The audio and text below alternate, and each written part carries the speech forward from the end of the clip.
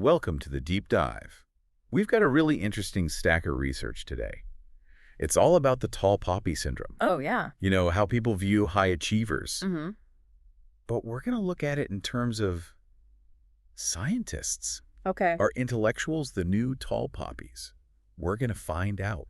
It's a really interesting question. We've got historical stories, we've got social psychology studies, and we've even got a look at how the media portrays scientists. Right. It's a really well-rounded picture. You've probably heard the term tall poppy syndrome before, but Yeah. let's really kind of break down what it means Sure. and why it matters, especially for scientists. Yeah. I was reading about that Roman ruler Tarquinius, Yeah. and he was literally cutting down the tallest poppies in his garden. Right. Like, that's where the term comes from, right? That's right. It was a pretty brutal way of eliminating rivals. Yeah. But it's interesting to see how this ancient anecdote kind of evolved into how we use the term today. So today it's less about literally chopping down poppies, right?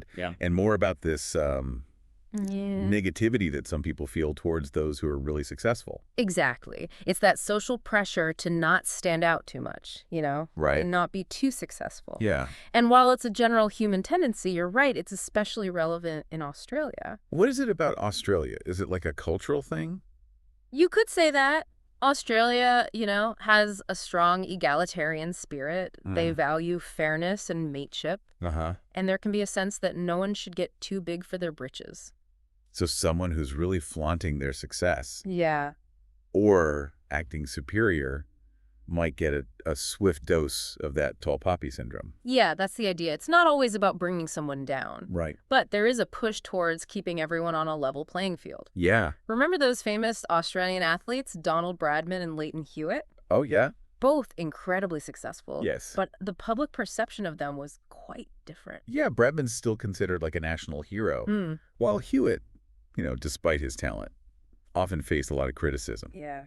It seems like it's not just about being successful, Right. but also how you handle that success. You're absolutely right. It's about how we perceive someone's character, Okay. their behavior, the way they achieve their success. Yeah. And this ties into a crucial concept in social psychology, deservingness. Okay, so what does deservingness have to do with tall poppy syndrome? Well, think about it this way. Okay. If we believe someone's success is the result of hard work and genuine talent, we're more likely to admire them, even if they stand out.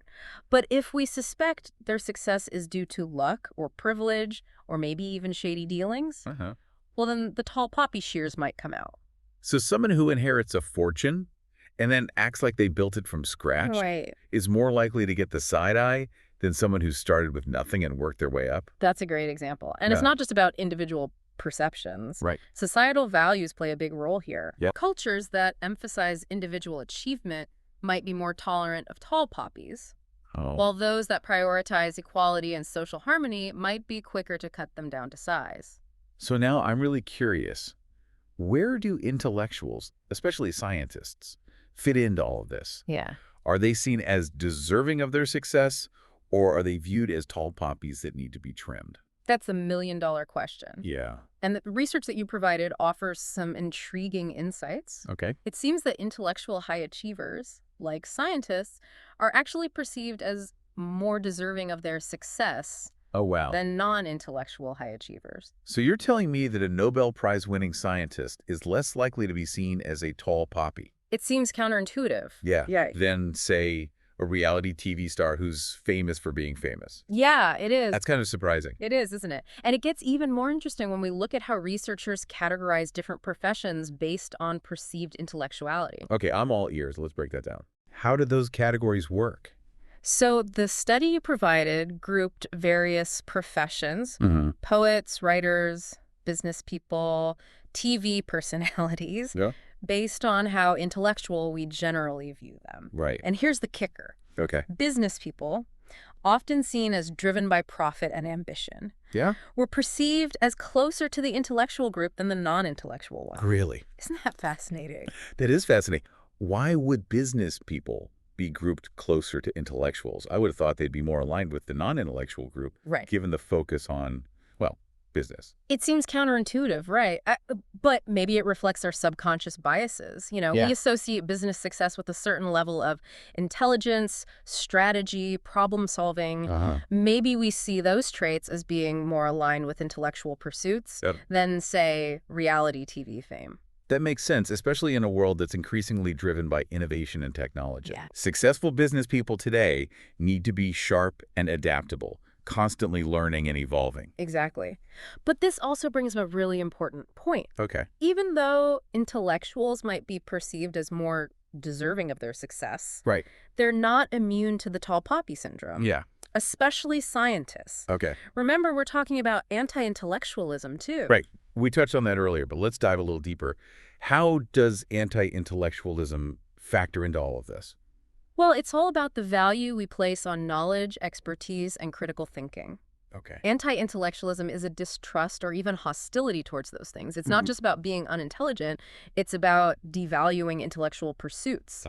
And unfortunately, that can create a climate where scientists who are seen as the embodiment of intellect become targets. It's almost like there's this underlying suspicion of people who are seen as too smart or out of touch with everyday life. Exactly. And that suspicion can manifest in different ways. Right. Think about how scientists are often portrayed in movies and TV shows. Right. You've got the mad scientist trope, Oh, yeah. the brilliant but eccentric genius who's so absorbed in their research that they lose sight of basic human values. Oh, yeah, like Dr. Frankenstein. Right. Or those evil scientists in superhero movies who are always trying to take over the world. Those are perfect examples. Those portrayals contribute to the stereotype that scientists are somehow dangerous or untrustworthy. Yeah. And that feeds into the anti-intellectual narrative. Right. That intellectualism is something to be feared rather than respected. So we've got these pre-existing stereotypes about scientists, and then we layer on top of that the potential for tall poppy syndrome. Exactly. Especially in cultures that value conformity and equality. Yeah.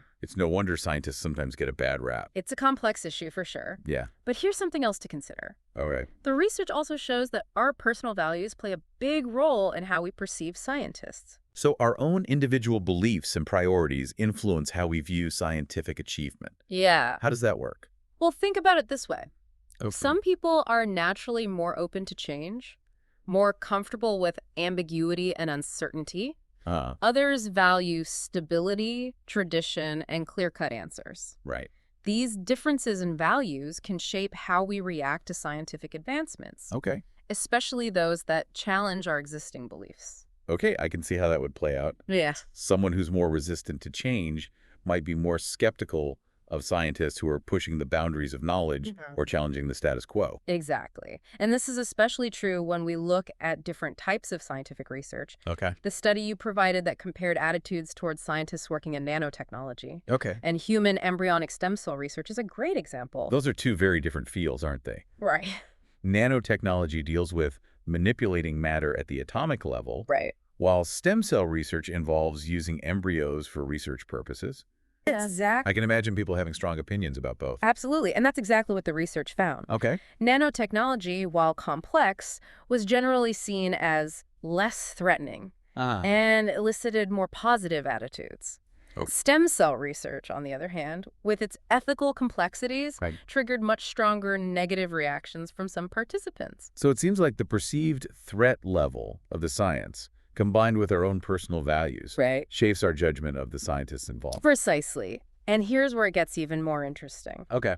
The research also found that people who scored high on need for intellection, meaning they enjoy thinking deeply and exploring complex ideas, were more likely to have favorable views of nanotechnology. That makes sense.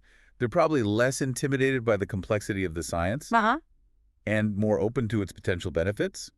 But what about those who are less enthused about nanotechnology? Interestingly, the study found that individuals who valued conformity and adherence to social norms showed a stronger negative response to stem cell research. It's like the potential ethical challenges posed by the research clashed with their desire for stability and established norms. It seems like our views on science are a lot more nuanced than just pro-science or anti-science. Yeah. There's a whole spectrum of perspectives shaped by our values, Right. our comfort with risk, and even our own intellectual curiosity. You hit the nail on the head. It's a complex interplay of factors. Yeah. And it highlights the importance of understanding those factors, both within ourselves and within society, Right. when we engage with scientific advancements Okay. and the people who drive them. We've been talking about how our views of scientists and maybe intellectuals in general are shaped by this mix of things: personal values, tolerance for risk, our own curiosity. Right. But like, what does this all mean? Why should our listener even care about any of this? Well, first off, think about the impact on scientific progress. Okay. If scientists are constantly being scrutinized or questioned, even demonized, Right. it can create a chilling effect on their work. Yeah. It might discourage bright minds from pursuing science as a career and make it harder to get funding and support for important research. It's almost like we're holding ourselves back. Yeah.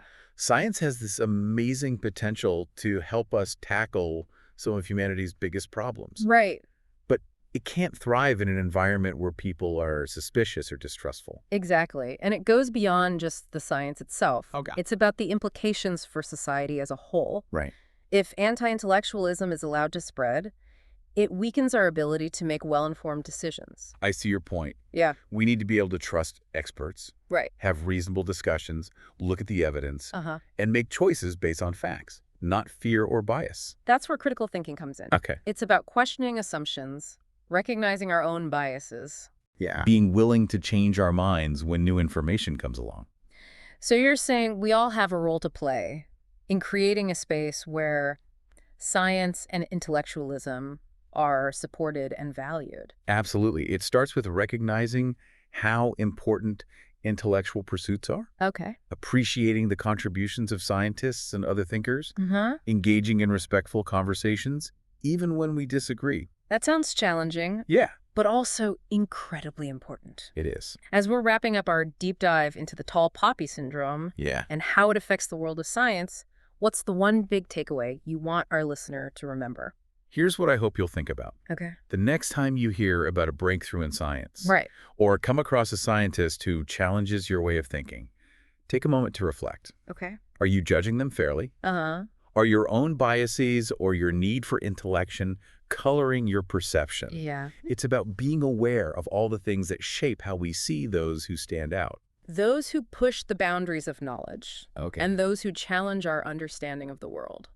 That's a really powerful thought to leave us with. Yeah. It's like you're giving our listener a mental checklist to use the next time they encounter a scientist or a new scientific discovery. Exactly. Instead of jumping to conclusions or letting stereotypes take over, Right. pause and consider the bigger picture. Exactly. It's about cultivating intellectual humility. Okay. Remembering that we always have more to learn. Right. That different perspectives make our understanding richer.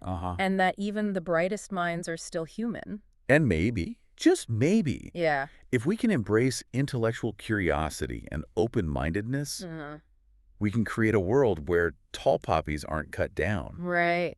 but instead we celebrate them for all they contribute to society. That's a vision worth striving for. And on that note, we'll wrap up our deep dive into the tall poppy syndrome and its impact on the world of science. We hope you've gained some valuable insights and aha moments along the way. Thanks for listening. Thanks for joining us on the deep dive.